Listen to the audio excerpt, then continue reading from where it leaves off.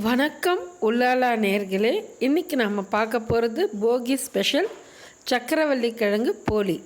இது 2 பார்ட்டாக பண்ணணும். ஒன்று பூரணம், இன்னொன்று மேல் மாவு சேர்த்து செய்யணும். இதுக்கு என்னென்ன தேவை, எப்படி பண்ணணும்னு பார்ப்போம்.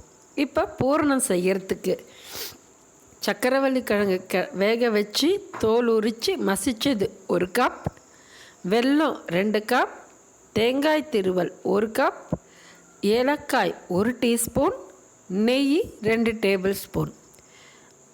இதை எப்படி செய்கிறதுன்னு பார்ப்போம். ஒரு வாளனியில் வெல்லத்தை போட்டுருங்க, கொஞ்சமாக தண்ணி விடுங்க. கொஞ்சம் மெல்ட் ஆனதுக்கப்புறமே சக்கரவள்ளி கிழங்கு தேங்காய் திருவல் போட்டு நல்லா கலருங்க. கலந்த உடனே கொஞ்சம் லூஸ் ஆகும், வெல்லத்தோட நேச்சர் லூஸ் ஆகும். உடனே கொஞ்சம் கொஞ்சமாக கலர கெட்டியாகிடும். லெஸ் தென் 8 மினிட்ஸ் கெட்டியாகிடும். கெட்டியானதுக்கப்புறம் 2 ஸ்பூன் நெய், ஏலக்காய் போட்டு நல்லா ஒரு கலரிட்டு ஆஃப் பண்ணி விட்டுருங்க. இது ரெடியாக இருக்கட்டும். செகண்ட் பார்ட்டு மேல் மாவு. இதுக்கு என்னென்ன தேவைன்னு பார்ப்போம்.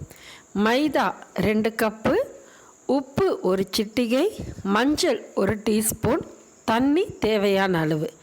இப்போ இது எப்படி செய்கிறதுன்னு பார்ப்போம். ஒரு பவுல் எடுத்துட்டு மைதா மாவு, மஞ்சப்பொடி, உப்பு, தண்ணி கொஞ்சம் கொஞ்சமாக சேர்த்து சப்பாத்தி மாவு பதத்தில் பிசைஞ்சுக்கோங்க. பிசைஞ்சிட்டு எண்ணெயும் மேலே அப்ளை பண்ணி வச்சுருங்க. 1/2 hour டைம் கொடுங்க ஊறுறதுக்கு. ஆஃப்டர் தட் நம்ம 1/2 hour டைம் கொடுத்ததுக்கப்புறம் இதை எப்படி ப்ரிப்பேர் பண்ணுறதுன்னு பார்ப்போம். இது preparation step, first step, second step. இப்போ தேர்ட் ஸ்டெப் எப்படி பண்ணணும் இதை கம்பைன் பண்ணின்னு பார்ப்போம்.